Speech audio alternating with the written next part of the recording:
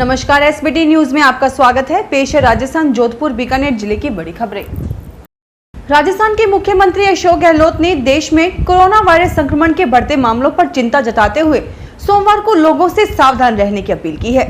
गहलोत ने ट्वीट किया कि भारत में पिछले एक सप्ताह से कोरोना के उपचाराधीन मामलों की संख्या में लगातार बढ़ोतरी हो रही है और पिछले 7 दिनों में उपचाराधीन मामलों की संख्या में 55,000 से अधिक की वृद्धि हुई है। साप्ताहिक संक्रमण दर भी बढ़कर 2.41% पर पहुंच गया है। यह बढ़ोतरी चिंता का विषय है।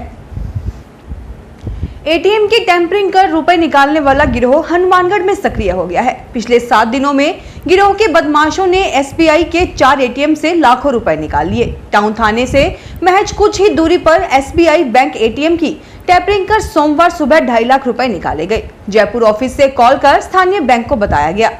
सूचना पर पहुंचे बैंक व पुलिस अधिकारियों ने एटीएम का जायजा लिया। सवाई माधोपुर जिला मुख्यालय सहित सभी उपखंडों पर सोमवार को मौसम का मिजाज बदला दिखाई दिया। जन्माष्टमी पर बारिश से लोगों ने गर्मी से राहत महसूस की। जिले में लगभग 3 हफ्तों के अंतराल के बाद हुई झमाझम बारिश से खेतों में जल रही फसलों को भी जीवनदान मिला है। सवाई माधोपुर, खंडार, बौली सहित ग्रामीण इलाकों में कहीं तेज बारिश तो कहीं हल्की बारिश हुई, जिससे मौसम खुशनुमा हो गया। जिले के बौली उपखंड में सबसे ज्यादा बारिश देखी गई। इस बार मानसून में अच्छी बारिश होने से जिले के सभी बांध और तालाब लबालब हो गए थे। किसानों को फसल को बचाने के लिए कृत्रिम सिंचाई पर निर्भर होना नहीं पड़ सकता था, लेकिन अब बरसात होने से किसानों को लाखों रुपए का डीजल और बिजली खर्च बच सकेगा। दौसा जिले में जिला परिषद व पंचायत समिति सदस्यों के लिए हो रहे पंचायत चुनाव के तीसरे व अंतिम चरण के प्रचार का शोरगुल सोमवार शाम 5 बजे थम गया। अंतिम दिन भाजपा, कांग्रेस, बसपा व निर्दलीय प्रत्याशियों ने अपने अपने क्षेत्रों में रैली निकालकर शक्ति प्रदर्शन किया। भाजपा कांग्रेस के नेताओं ने भी प्रचार कैंपेन कर पार्टी प्रत्याशियों को जीत दिलाने में ताकत झोंकी। जिला निर्वाचन अधिकारी पीयूष समारिया ने बताया कि तृतीय चरण का चुनाव 1 सितंबर को दौसा, सिकंदरा, बांदीकुई व बसपा पंचायत समिति क्षेत्रों में होगा। बीजेपी प्रदेशाध्यक्ष सतीश पूनिया ने गहलोत सरकार को हर मोर्चे पर विफल बताते हुए पंचायती राज चुनावों में बीजेपी की जीत का दावा किया है। सतीश पूनिया ने कहा कि 6 जिलों में जिला परिषद और पंचायत समिति के चुनावों में कांग्रेस का सुपड़ा साफ होने जा रहा है। पहले भी निकाय और पंचायत चुनावों में जनता ने कांग्रेस को करारी शिकस्त दी थी। प्रदेश में कांग्रेस के कुप्रबंधन और कुशासन से जनता परेशान हो गई है। पूनिया जयपुर जिले के गांवों में जिला परिषद और पंचायत समिति सदस्य के बीजेपी उम्मीदवारों के पक्ष में सभाओं को संबोधित कर रहे थे। कोरोना की दूसरी लहर में सबसे ज्यादा परेशानी ऑक्सीजन की कमी के कारण हुई थी। इसकी वजह से सैकड़ों लोगों ने जान तक गंवाई थी। तीसरी लहर में इसी समस्या से निपटने के लिए राजस्थान सरकार पूरे प्रदेश में 123 ऑक्सीजन जनरेशन प्लांट और लिक्विड टैंक लगाने की तैयारी थी। ये योजना 16 मेडिकल कॉलेज, उनसे संबंधित हॉस्पिटल और जिला अस्पताल, उप जिला चिकित्सालय और सामुदायिक स्वास्थ्य केंद्रों पर शुरू की गई थी। सच्चाई ये है कि इनमें से 96 प्लांट ही लगे हैं, जिनमें 50% अभी भी कई काम बाकी हैं। मुख्यमंत्री अशोक गहलोत के सफल एंजियोप्लास्टी के बाद डिस्चार्ज होकर घर लौटने पर राजस्थान क्रिकेट एसोसिएशन के अध्यक्ष एवं अखिल भारतीय कांग्रेस कमेटी के सदस्य वैभव गहलोत वापस पंचायत चुनाव में जुट गए हैं। वे 3 दिन तक लगातार अपने पिता की सेवा में लगे हुए थे। पिता की सेहत में सुधार होने पर वे सोमवार को बिलाड़ा विधानसभा क्षेत्र पहुंचे और यहां कई स्थानों पर कांग्रेस प्रत्याशियों के समर्थन में जनसंपर्क किया। राजस्थान सरकार ने 1 सितंबर से क्लास 9 से 12 तक के स्कूल खोलने की घोषणा कर दी है। इसके बाद भी प्रदेश के हजारों ऐसे स्कूल हैं जहां रोज स्टूडेंट नहीं जा पाएंगे।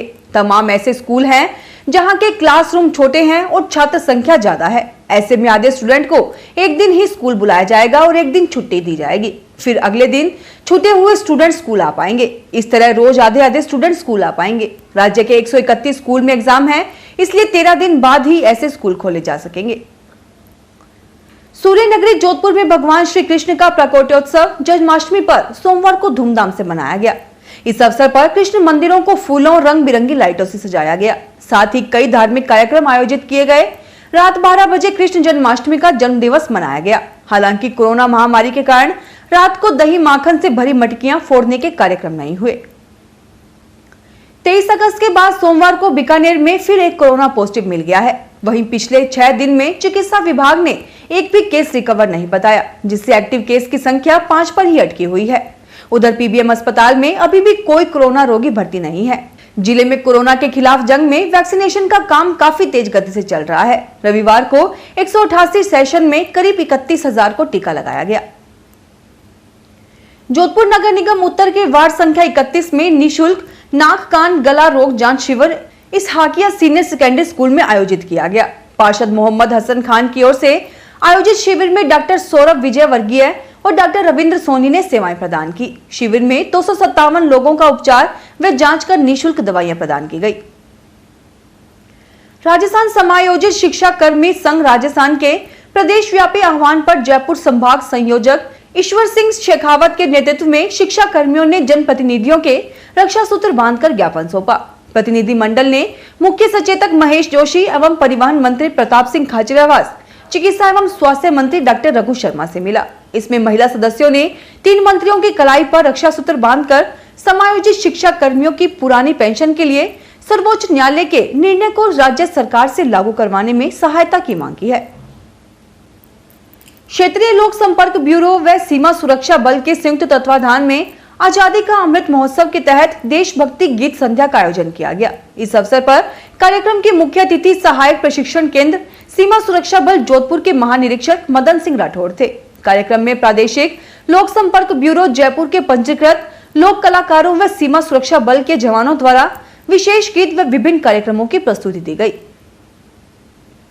राजस्थान के मुख्यमंत्री अशोक गहलोत ने भारतीय इतिहास अनुसंधान परिषद द्वारा जारी किए गए आजादी के अमृत महोत्सव के पोस्टर में पंडित जवाहरलाल नेहरू की तस्वीर नहीं लगाने की निंदा करते हुए सोमवार को कहा कि यह केंद्र सरकार की छोटी सोच का प्रदर्शन है। उन्होंने साथ ही ये भी कहा कि पंडित नेहरू के योगदान को कमतर दिखाने के कुप्रयास का खामियाजा केंद्र की भाजपा सरकार को भुगतना पड़ेगा और समय आने पर देश मोदी सरकार को सबक सिखाएगा। अवनी लेखरा के पिता प्रवीण जब 2015 में पहली बार उन्हें निशानेबाजी रेंज ले गए तो उनका मकसद कार दुर्घटना की अपाहिज हुई उनकी बेटी की जिंदगी से नाराजगी कम करके उनका दिल बहलाना था। उन्हें क्या पता था कि उनका यह प्रयास उनकी बेटी की जिंदगी हमेशा के लिए बदल देगा। नाराजगी कम करने के लिए की गई पहल की परिणति सोमवार को टोक्यो पैरालंपिक में अवनी के ऐतिहासिक स्वर्ण पदक के रूप में हुई। फिलहाल इस बुलेटिन में इतना ही, फिर हाजिर होंगे और बड़ी खबरों के साथ। एसबीटी न्यूज के वीडियो देखने के लिए हमारे चैनल को सब्सक्राइब करें और नोटिफिकेशन पाने के लिए बेल आइकन को प्रेस करें।